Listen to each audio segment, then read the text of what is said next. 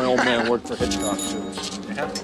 Rope. It's a masterpiece. The story wasn't any good. Welcome to Season 3 of How Would Lubitsch Do It? A podcast in which we discuss the works of director Ernst Lubitsch, one film at a time. It's 1924, and James Penco joins us to discuss Three Women. Come visit ernstcast.com if you'd like show notes, resources as to where you might find the films we'll be discussing, a link to our Discord, or just to say hi.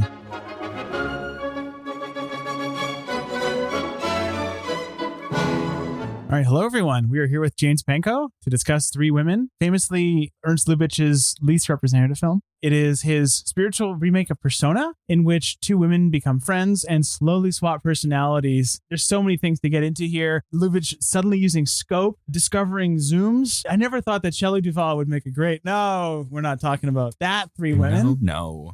I could have gone a lot of directions. There's like 5 people who got that joke and what you were doing. And they all listen to this podcast and they're all very amused. I'm sure Three Women is more well-known than any film we're covering on this whole show. If I end up being 40 years earlier than the newest one.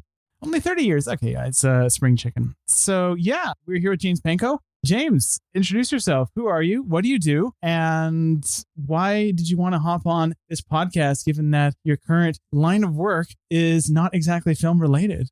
Yeah, gosh, who am I? I ask myself that all the time. I am your very old friend, I would say, first of all. And so I wanted to do this podcast because I'm a faithful listener and I enjoy this podcast very much. I have a background in film. We went to film school together, but I now work as a book editor and I do things like improv and musical theater performing on the side as well, which, yeah, doesn't exactly qualify me to be on a film podcast, but, you know, I'm enthusiastic about Lubitsch, I would say, as much as a regular person can be. In terms of what I love about Lubitsch, I've been a fan of his kind of casually for many years. He's got such an emotional intelligence to the way he approaches most of his characters. And there's a real kind of humanistic warmth to a lot of his films that I don't find not in the same way with many other directors, especially of this era. I think he's a very kind seeming person. Like his films just kind of radiate this kind of human joy, I would say. And yeah, it's nice to just kind of sit in that glow.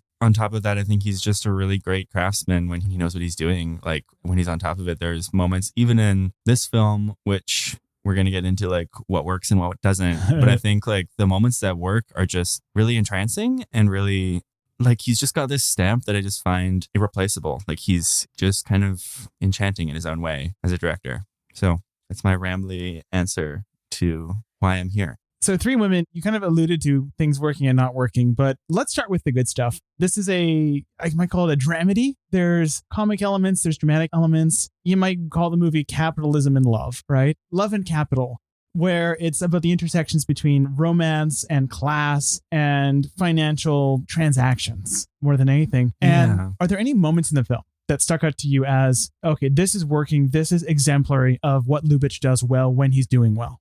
Yeah, I think my favorite scene in the movie is right at the start. I think it's the Red Cross ball where these characters kind of meet each other. So Lamont, who's the main dude, meets Mabel Wilton at this like Red Cross party charity ball thing. And the way Lubitsch stages this ball, I find so incredible to watch. It's got such a kinetic energy. There's this kind of swing ride that's spinning around. There's this metal slide that goes down from an upper level down to a lower level. There's couples dancing in pairs kind of all over the place in the background. And there's balloons being thrown around. Like the backgrounds of these scenes are just alive. I mean, we're no stranger to great party scenes in Lubitsch films. Yeah, right? I was reminded of the Moulin Rouge and The Merry Widow, for example. Or Maxime's, which is in Moulin Rouge and all that name in that film. Right. And I think that the spirit of exuberant joy in just the production design and the kind of atmosphere building that Lubitsch creates there is really emblematic of like what he does, I think, when he's at his best throughout his career. If you think about it, like I've been at parties not exactly like that, but parties that are that crowded and that like where there's like a swing thing spinning around and a slide, I don't think that would be a very fun party actually to be at. I think it would be chaotic and strange, but it looks really fun on screen. You would kind of exploded a bit more, and so this is Paris, which takes this exact party configuration to these ludicrous extremes. Right. A lot of kaleidoscopes. Yeah, I think he's good at parties, is my, Yeah. my conclusion from this movie. I can't argue that the party scenes are the high point. I think the second party scene, gets bogged down in melodrama, but the staging is lovely. Yeah. There's some great moments of flocks of men and women moving together. Yes. If I had to pick out a moment, there's two moments that I think really work for me in this movie, aside from the party scenes, which just work. There's a scene where Fred wants to give Jean a bracelet, and the bracelet he's put in his jacket pocket, and unbeknownst to him, he has taken his jacket off and left it in the parlor. And it's a perfect romantic moment. They're out in the beautiful, huge park-sized yard this house has, which is strange, and it's a very California-looking New York. And he asks her to close her eyes. She holds out her arm, and he realizes he doesn't have the bracelet in his pocket. He runs into the house, and she's there left with her eyes closed, holding out her hand for a comically long amount of time. It's a real comic bit of business, but that little moment of the bracelet is what essentially causes the relationship to start splintering, right? It's his failure to pass this object off. Objects throughout this film, at its best, do the heavy lifting of plot machinations and emotion. I love it when Fred's mother lays out the little doilies. Yeah, I think that's the last shot of the movie, right? Or the last shot of the movie is the payoff of what happens earlier, where Right, of course. in the scene where she's expecting Fred to come home with his new fiance, she lays out the little doilies. And the way her own disappointment is communicated to us is that she, upon realizing that Fred is not coming with his fiance, dutifully puts the doilies away because Yes. they're all for show. But at the end of the movie, she gets to take them out for real. Which is a strange tonal turn. A strange way to end the movie. Yes. Yeah, I think you're right about objects doing a lot of heavy lifting. There's so many shots in this movie of Fred's pocket as he puts his hand in and tries to take out this very expensive piece of jewelry he's bought. Or trade a watch for. It's implied that he got ripped off. Yeah. Or even when Lamont meets Mabel, Miss Wilton. What are we going to call her? Miss Wilton? So you have Jean is Ms. Wilton. Her mother is Mrs. Wilton. When Lamont meets Mrs. Wilton at this swinging Red Cross charity ball, he zeroes in on all these pieces of jewelry on her. Yes. And that's just sort of all he seems interested in is jewelry, jewelry, jewelry, jewelry, fancy hat. And that's sort of the way that Lubitsch conveys this whole character beat for him. Mm-hmm. Yeah. Objects do a lot of the, Yes. the psychological work. I really appreciated the way that this film basically has a villain, and the villain's name is Edmund Lamont. Yes. We'll contextualize this all in a second, but Edmund Lamont's apartment I loved because Edmund is this figure who he's a serial liar and a con artist, essentially. The whole plot of the film revolves around him essentially conning this middle-aged single mother while also carrying on an affair with her daughter. And so his apartment in New York is this cavernous place that is, considering his own financial station, very incongruous. What it does fit with is his personality, where he's compartmentalized his life. His apartment's full of doors. It's the only real door action we get in this movie is characters moving throughout his apartment. And so he has all the rooms off of his central kind of corridor, his entrance hallway, and the way that he, for example, will have dinner set for his mistress in one room while also receiving his above the board lover in another room is such a great extension of his character in a way that I wish the other spaces were. Yeah, and I did wonder as I was watching those scenes if there was a way to kind of play up the more farcical elements of this plot in terms of, clearly this just wasn't the movie they wanted to make, but having a lot of this movie is about this guy's got multiple women on the go. He's got 3 women on the go, you might say. Ish. Yeah. And they are sometimes in the same house at the same time, but they just he doesn't really heighten the drama around that particularly. Yeah, whenever that dramatic situation is brought up, it feels like it's going to be a marriage circle type thing where there's great scenes in the marriage circle where the separation of rooms is used for dramatic effect. Yeah. In this one, it's usually introduced and resolved within a minute. Yeah. You're getting at, I think, the big elephant in the room in this film, which is that tonally it's very odd, even though it's not actually outside of what Lubitsch is doing at this point in his career in terms of his wheelhouse. Yeah. So this film, we don't do plot summaries in this podcast, but this is the film so obscure. I think it's his least seen of his surviving American silence. And so, it concerns basically a 3-way love affair between a con artist man and a mother and a daughter. Yeah, 18-year-old daughter. Yeah, 18-year-old and a 40-something mother. Yeah. And so in the opening scenes, the film feels like it's going to be in line with perhaps The Marriage Circle tonally, where at this point in his career, Lubitsch was, in his American films, really hitting upon this really interesting high wire act tonally, where his Berlin films all fall into either Teutonic comedies or heaving melodramas. else. There's no real in between. The Flame was a small scale heaving melodrama, but you have those two genres essentially. And when he moved to America, he started making these like very pathos-inflected comedies mostly. And sometimes he'd have comedic-inflected tragedies, such as in Student Principal at Heidelberg. In this one, it starts out feeling like, okay, we've got a marriage circle on our hands. There's a little bit of pathos. There's actual hurt here. There's sadness, but it's largely a lark. That first party scene is very fun and silly. But the film settles into this rhythm of, it almost feels like a melodrama, but in a very minor key with some comedy. Yeah, I agree with that. I felt it was, certain Lubitsch ticks aside, it felt like a melodrama that could have been directed by any number of competent directors. Mm-hmm. It feels very, well, it's a bit tonally all over the place, but tonally indistinct. Yeah. And seems pretty out of context with the rest of Lubitsch's work. Like even the opening scene of the marriage circle is the guy putting on his sock and there's a giant hole in his sock. And like there's just this sort of kind of brief gag of like, my sock's got a hole in it. And there's nothing like that in this movie at all. There's no kind of, if this podcast is about the Lubitsch touch and how would Lubitsch do it, I feel this is the least Lubitsch-y film I've seen of his. It feels like one of the most anonymous films of his American era. Like it has very little personality on his end, I would say. I think even, I mean, I won't say even worse because I think worse would be no personality. But in this case, it feels like it starts with some personality and it slowly kind of almost just peters out as it goes along. Yeah. In that regard where, and that gets us to the ending, which I found very odd. It's a weird ending. It's very pre-code in a very specific way. And we are, again, some definitions, we're in the pre-code era right now. Some we aren't. I'll let the academics debate it. But the film climaxes in a very big melodramatic scene where our villain, Edmund Lamont, is fighting with Mrs. Winton. And it gets to a point where he ends up essentially blackmailing her so that he can stay with her daughter because he and her daughter are married. She is delivering an ultimatum to him. And it gets to a point when she shoots him. There's a struggle for a gun. She shoots him. At this point, she's guilty of murder, I think you could say, at the very least. Yep. It's second degree, but it's murder. She's a murderer, right? She has killed a man. And she says to her daughter, now you are free. Exactly. Which, again, that is in some ways a noble thing. I guess she killed the bad guy. But anyway, we'll get to what happens after that because there's a murder trial. The film turns into a very brief courtroom drama. And she says something to the jury, the mom. We aren't privy to exactly what she says, but we can assume it's something about how she was protecting her daughter from this horrible man. And they let her go. The jury says, you know what? You might have killed the man and we know you did it. And we're letting you go. It's very weird. She says she doesn't regret killing the guy she killed. She regrets being a frivolous and bad mother. Yes. And that's her big crime. And then, they let her go and she hugs her daughter and everything's kind of okay. I've been binging a lot of pre-code films. Like Babyface is interesting. That's the Barbara Stanwyck film. She spends the entire film misbehaving. And at the end, there's a comedic note where her boyfriend takes out a hit on one of the villains of the film. And essentially, the film ends on a joke wherein they're both complicit in a mob hit of the bad guy. And the film laughs it off. It's like, isn't that funny? And right?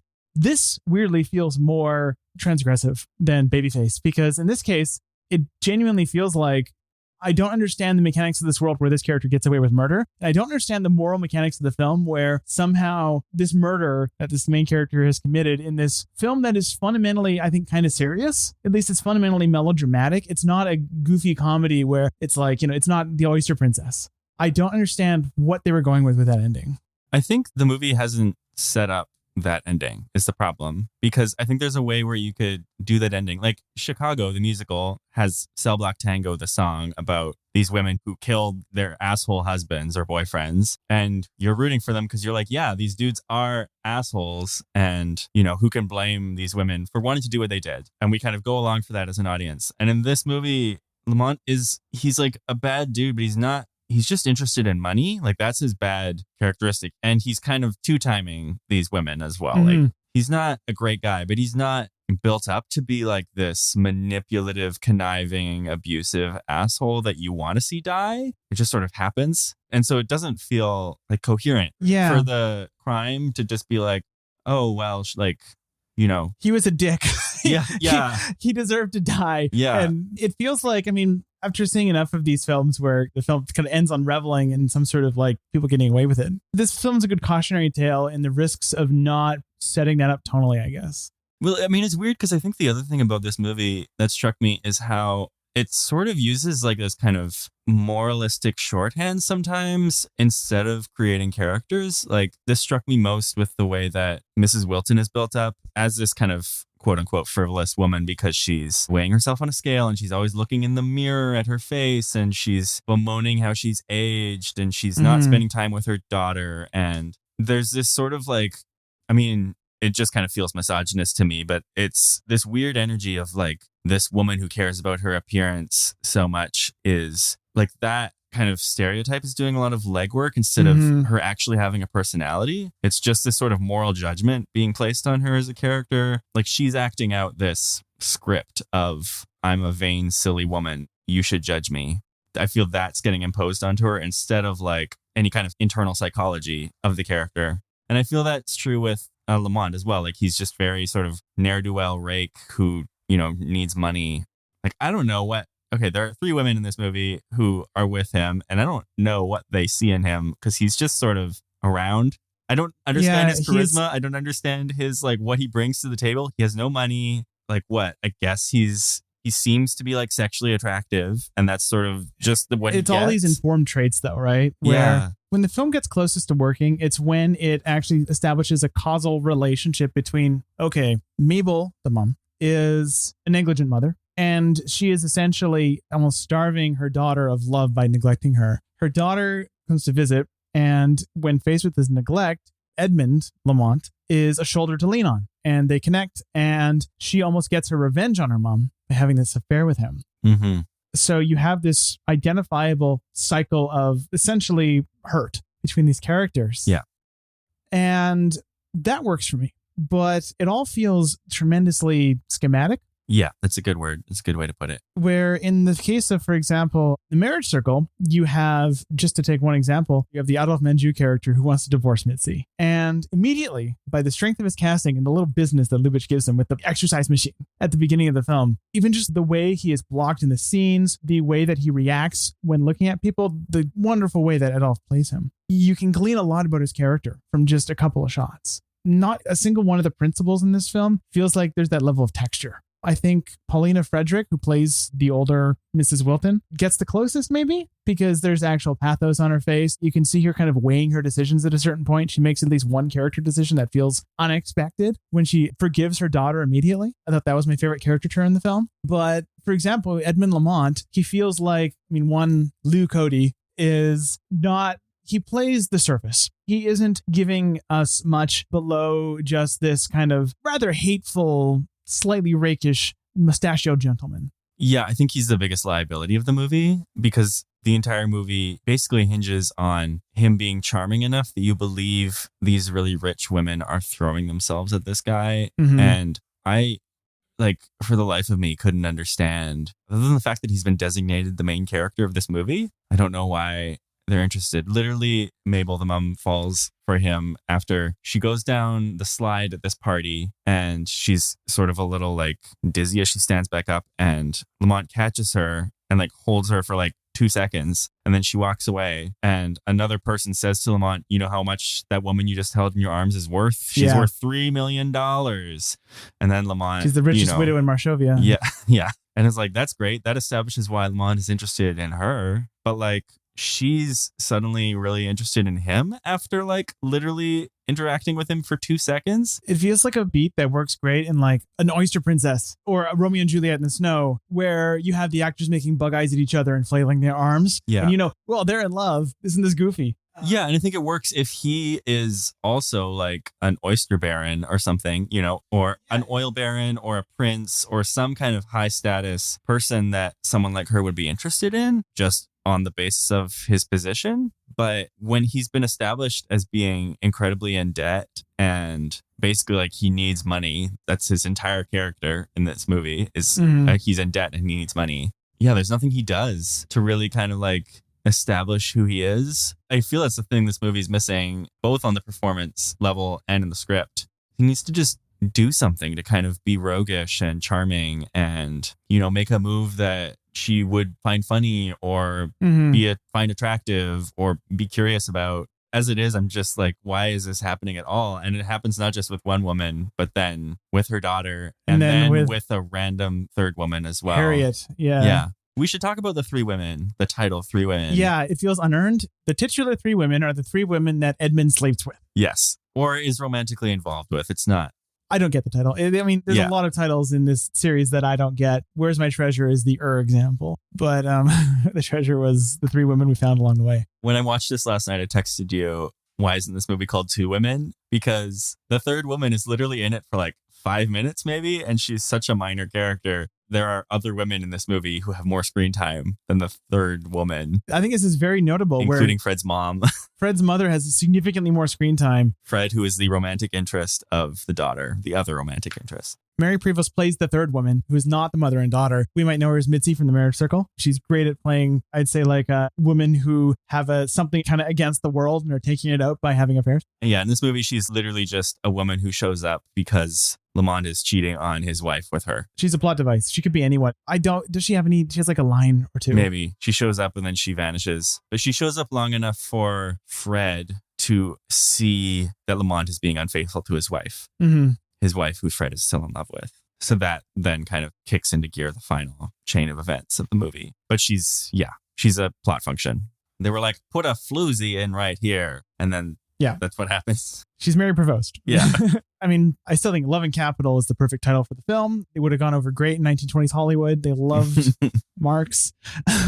But this film is the one I struggle of all the 20s Lubitches to say much about, at least the American ones, because it really feels like everything this does, if this was film on its own and there was no other Lubitsch films, I mean, it would have been probably forgotten completely. But if there weren't films that did things better than it, they were similar, I would have more to say. But So This Is Paris exists. Lady Windermere's Fan exists. The Marriage Circle exists. Rosita exists. Those are all films that essentially, if you combine the Venn diagram of what those films do well, it completely covers Three Women. Three Women is a great example of a film that I don't think it's bad. It's a perfectly competent movie. I cannot say there's a single element in this film that fails or is anything less than like a professional piece of work, which is more than you can say about some of his Berlin films. Again, those are for obvious reasons. But it's fully replacement level, lowest common denominator. It has the barest examples of what Lubitsch does well. Yeah, I'd agree with that. Like I said, I do think most of this movie could have been directed by anybody. Although I do also think there's some degree of, like, you can kind of learn a lot about a director, I think, by kind of looking at their failures and looking at when their movie isn't really firing on all cylinders, what are they still managing to pull off pretty well? And I think this movie still has, like, he's got such a good eye for production design. He's got such a good idea for, like, how to kind of block actors in a space. He's got just the kind of the simple mechanics of, you know, these two characters are fighting in a scene. Like, he's got a good way of like orchestrating a lot of those. I think there's a lot of, you can still see the skill kind of at play, even if it's not always working. I mean, you have a lot of other stuff. A lot of the craft stuff is working great. I mean, the lighting I love. This film is spectacularly well lit. I think, especially on the faces. There's this kind of typical Charles Van Enger, soft sources, kind of shaping characters' faces in very dramatic ways, in ways that actually I think do more to express character than a lot of other elements in this film. When Jean is being lit in a certain way that her eyes kind of glisten when she's really being scandalized by what her mother's doing, that's doing a lot of heavy lifting emotionally. So I think, you know, Charles Van Enger's work here is really quite something. You have the art direction is, you know, some wonderful kind of Art Deco adjacent stuff being done by Sven Gade. I probably am not pronouncing that name right. But again, it's a piece of Hollywood product that Lubitsch is directing. And it's all right, but it's, you know. Do you think that's what it is? Do you think for whatever reason he was just a hired gun on this project? Where do you think this fits in terms of his own kind of professional biography? Because this isn't his first American film. No, it's his third, yeah. But maybe it's one he took on because I'm just wondering how he gets to a place where he's directing a movie that feels like it has so little of his personal stamp on it. Never underestimate the ability of great directors to misjudge a script, right? I mean, Lubitsch has done that numerous times, right? And I mean, almost every great director has, right? Where it's... He co-wrote this, though, didn't he? No, well, I don't think he ever technically was credited as co-writing everything. He basically did. I mean, he's basically co-written, but it's like you can also be the writer and misjudge, right? Right. Lord knows I've been guilty of that. And so you have, in this case, I mean, Hans Crowley, it should be noted, this is Hans Crowley's big Hollywood debut. He's finally come over from Germany to work with Lubitsch. And, you know, you might remember him from such films as almost all of Lubitsch's Berlin work. And, this could be growing pains for Hans. I mean, he would do much better work later in Hollywood with Lubitsch before he ran away with Lubitsch's wife and torched his own career. That's a story for a different day. But in this case, it just feels very flat, like the screenplay being, the dramatics, the character writing. I think it's worth noting that I can't think of many extremely well-rounded characters that Hans wrote in the Berlin era. My favorite characters that Hans wrote are Ossi Oswalda and Ossi Oswalda and Ossi Oswalda. It's these cartoons. And maybe he hadn't yet achieved the adeptness with more rounded characters with the register that Lubitsch was working in Hollywood until later. That could be it.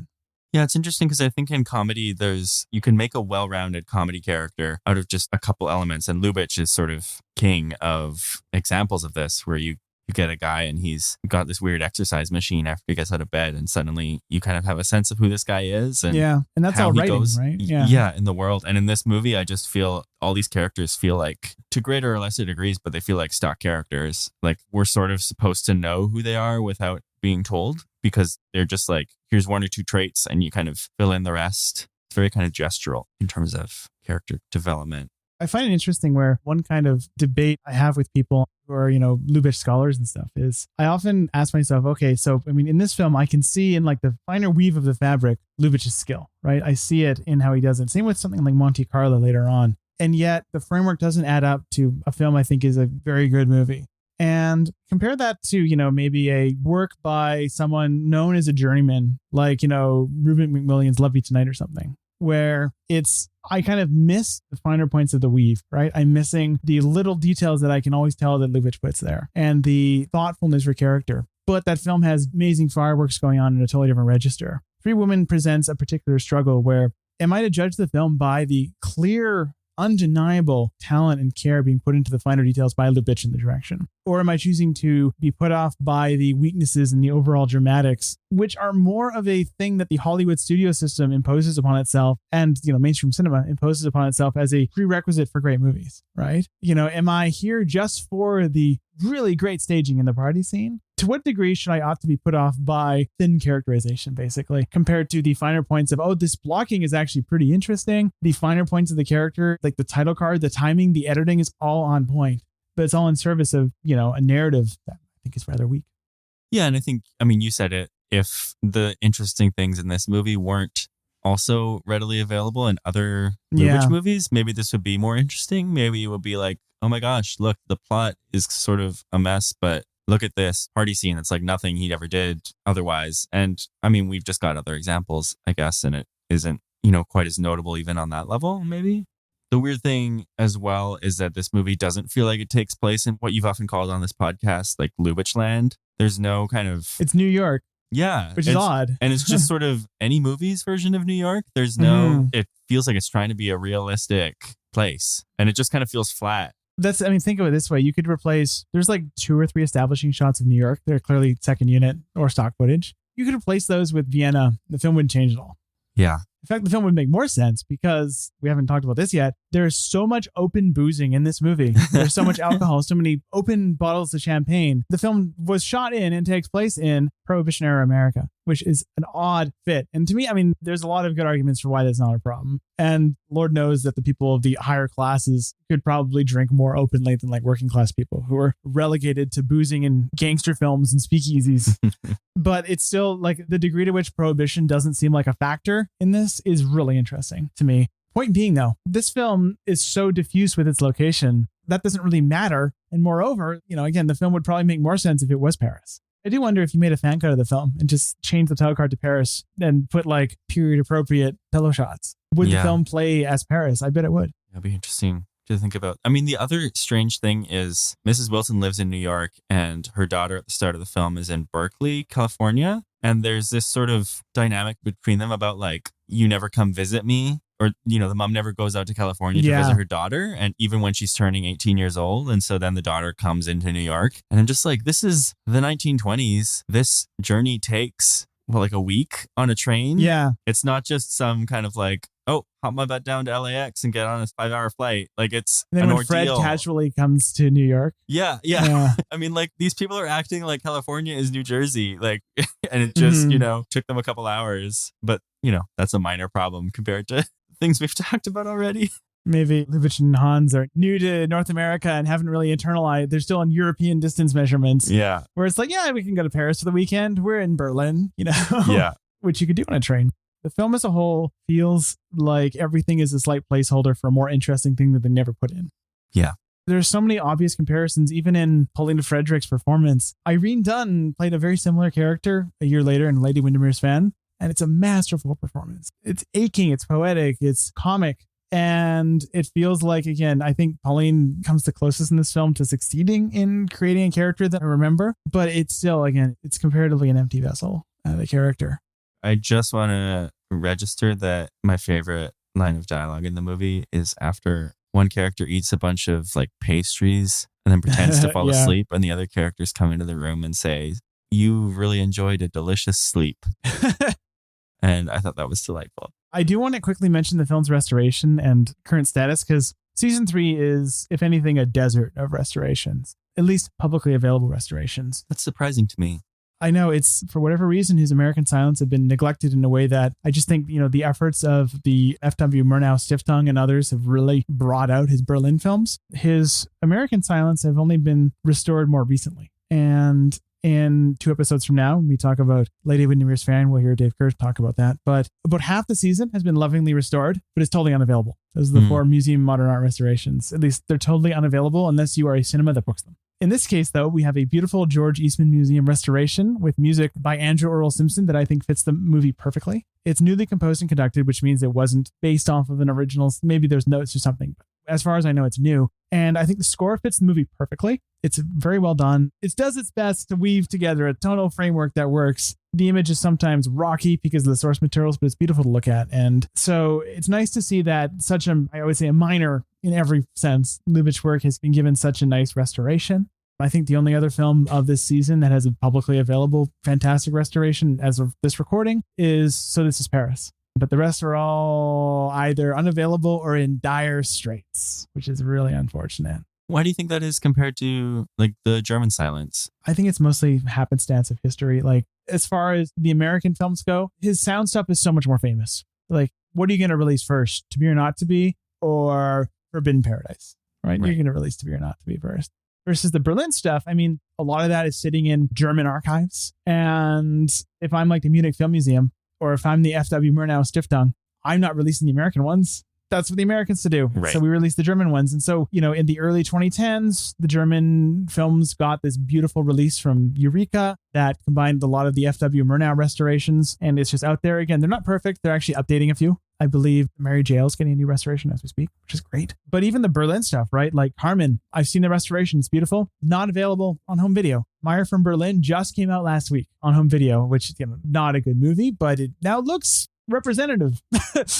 So that's nice. Well, I wonder if part of it is, it seems from my listening to this podcast that like Lubitsch has always been revered in Germany as a great director. And in America, he's not the first person that comes to mind when people think great kind of directors of this era. Which is really weird because in his time, he was tops in America. Like, he was starting with the mid-20s, basically. He was widely considered one of the greatest directors in the world in Hollywood. Yeah. Right? I mean, he rocked the world multiple times. And then he, I think part of it was he died too early.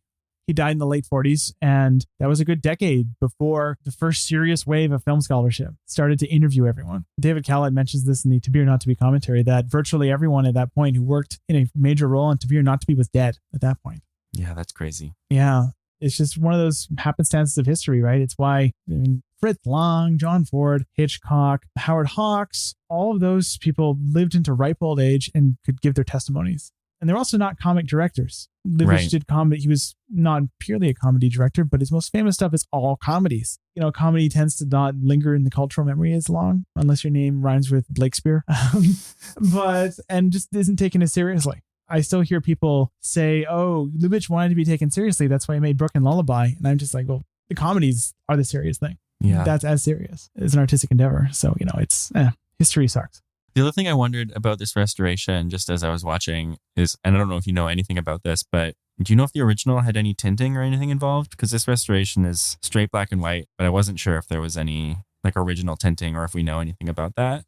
It can be really tough to know. Tinting was incredibly common in the silent film period. Lots and lots of silent films were tinted. And yet, due to a few reasons, some I think legitimate, some I think due to just carelessness, they're often not restored with the tinting. The reason for that is that the prints are tinted. You don't tint the negative. Right. You tint the print. And so, I mean, we can think of modern parallels. I always bring up Do the Right Thing. Do the Right Thing is a film that should be very orange, but for years on its digital versions was not orange because it was color timed orange at a stage in the process after the negative. It wasn't shot with an orange filter. And so similarly, a silent film, you need to basically find like an old nitrate print to know if the tinting is there. Example of this would be The Oyster Princess, Meyer from Berlin, Carmen were all released at various points without tinting, in digital versions, and have since been one way or another restored with tinting. I Don't Want to Be a Man also. 1 Hour with You is an interesting example too. Have you seen 1 Hour with You? No. Oh, you'll see it. I'll make sure you watch it at some point. 1 Hour with You, I, for the longest time, thought it was never supposed to be tinted, but there is a tinted nitrate print from the era that has been transferred to Laserdisc. And yet the Blu-ray and Criterion, when they released it, were not interested in the tinting. Maybe the tinting was a one-off thing and the documentation is so obscure that I'm not aware of it. But as far as I know, I've gotten word from someone who knows the person who restored it, that reliable word, that the film was at some point supposed to be tinted. There's so many reasons why it might not carry through, but yeah, it's tough. And sometimes it's speculative. Like I believe it's the release of Carmen where they say up front, we know it was tinted and this tinting is informed guesses. Right.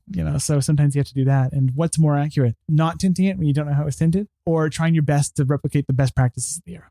It's tough to know. I know with Forbidden Paradise, they had to basically guess the MoMA did in terms of the tinting. That's my rant. That went long. No, it's interesting. But no, I think as far as this era goes, I mean, the only tinted versions of his American Silence are the MoMA restorations. And the Marriage Circle has sepia and stuff, but it's very minimal. I guess that's a MoMA restoration has tinting and that's forthcoming. But let's think. This film, no tinting. Better than 50% odds it was tinted at some point. So This is Paris. I would also say that better than 50% odds that was supposed to be tinted. Student Prince, ditto. Eternal Love probably. And none of those have tinted versions available. We've been two dudes talking about three women. Thank you so much for coming, James. Yeah, this is fun. I'm so glad I had the chance to be here. This was, for those listening, our season 3 has a shocking amount of in-person recordings. If you notice the banter is livelier than usual, that's why. So, oh my gosh, banter. We have banter. We have banter. See everyone later. Take it easy and see you with Forbidden Paradise, I guess. Although I'll cut this. Next week, Willa Ross joins us to discuss Forbidden Paradise. Head over to ernstcast.com for links to the various public domain films we will be discussing this season, and other resources such as show notes and our Discord server. Griffin Sheel was our dialogue editor for this episode. How Would Lubitsch Do It is a production of Moving Image Agency. If you enjoyed this episode, please rate and review us on whatever podcast service you happen to use. We'd like to acknowledge that this podcast was produced on the unceded territory of the Musqueam, Squamish, and Tsleil-Waututh peoples.